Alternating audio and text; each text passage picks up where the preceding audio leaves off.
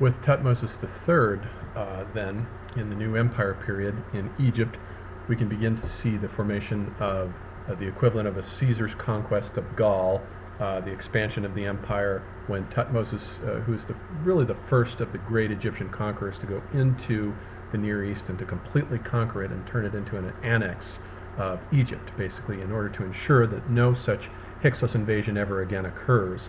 That's the formation of the Caesarism there. The transition to the Caesars, by the way, if we look at Rome and the disintegration of the Republic about the year 100 BC, which Spengler says corresponds on his chart here to 2000 AD, where we're at right now, the event that begins to kick off the civil wars that lead to the civil wars between Pompey and Caesar and Marius and Sulla is the assassination of the Gracchi brothers, Tiberius Gracchus and his brother Caius Gracchus, in about 120 or 140, something like that, BC, are assassinated. And they were land reformers. They were liberal land reformers representing the position of the tribune, in which they wanted to revive land laws to redistribute land to the poor, especially to soldiers returning from conflict. They were, as the result of this, senators didn't want, of course, limitations on how much land they could own any more than our right today wants any kind of regulation on how much money they can make at the expense of everyone else. They had him assassinated. He was assassinated in public, Tiberius Gracchus, actually in the Senate, where senators beat him to death. And then his brother, about a decade or so, decade and a half later, 130 BC roughly, Caius Gracchus, was also assassinated. This, I think, is homologous to the assassination of John F. Kennedy, of course, by the CIA, which is the event, I think, that kicks off the period of social anarchy in the United States, the explosion in the 60s, that will eventually lead to the gradual formation of an internal Caesarism from where we're at now. We can see something like the Persian Gulf Wars that are taking place right now as equivalent to the Jugurthine War, in which Marius himself took place, fought as one of the generals, in which you have this Numidian king who murders his brother and usurps the kingdom of Numidia from himself, and then Romans are sent there and he bribes them, and eventually they have to go in. They bring him to Rome and put him on trial. He's a very smart, wily individual who's able to think his way out of a whole bunch of tight spots. But nonetheless, this kind of war against these foreign petty dictators corresponds, I think, to our Persian Gulf Wars that are still ongoing now. And that will eventually lead to the creation of the empire and the struggles between we await now, if Spengler's correct, the coming of a modern equivalent of a Marius and a Sulla, who begin to arrogate to themselves powers of office that begin to point toward the rise of a dictatorship. So that's where we're at now, according to Spengler's model. Now, when the Caesarism comes in, it represents a reversion to pure zoological power struggles. The old traditions of money and intellect slowly cease to matter. What matters is simply force politics. The civilization comes full circle where it started in the pre-culture period with the tribal warriors and war bands, so that the soldier emperors from the time of Trajan to Aurelian correspond to these early tribal warriors, and we get a reversion back to an ahistorical mode of consciousness and a zoological power struggle. This is all part of the second phase, and then in the third and final phase of civilization, this is the reign of Ramses II and the buildings of gigantic monuments in Egypt.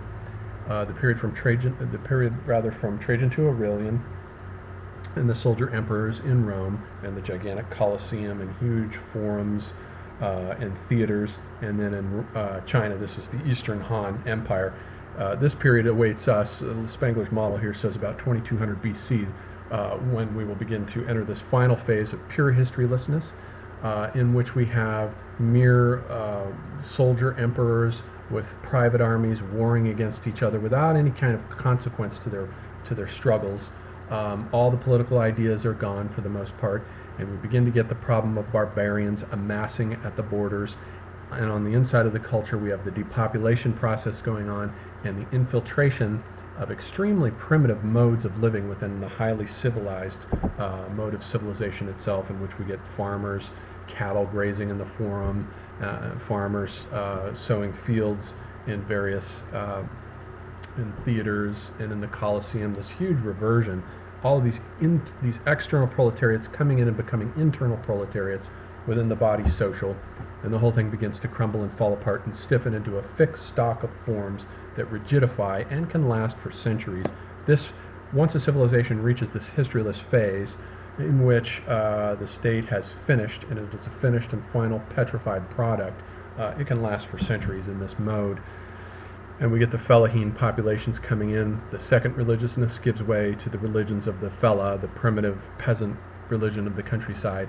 And you can see that in Spengler's model, the whole thing cycles back to exactly the same phenomena that were there in the beginning, in the pre-culture period, before the state had formed as an idea, with the period of the tribal bands and warriors roving the countryside, eager for spoil.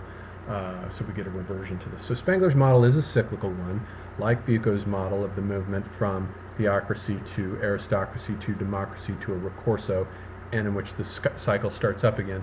Goethe, by the way, read Vico, and Spengler's model is derived from Goethe's paper on the Geistesepochen, in which he adapts Vico's model to read a theological period, or a poetic period, which is followed by a theological or scholastic period, which is followed by a philosophical period, the great thinkers of the high Baroque phase, which is then followed by a dull prosaic period of banality.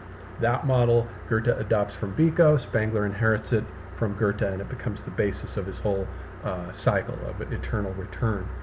And so that is the gist of this chapter that Spengler goes through in great detail. It's a long chapter and outlines his model of the evolution of these political forms. And that gives you some sense, I think, of where we're headed right now with the disintegration of the American Republic and the rise of its universal state, which is now being fought on a global stage. It looks like we're going to go into Iran next, possibly North Korea, and the empire will continue to expand and build.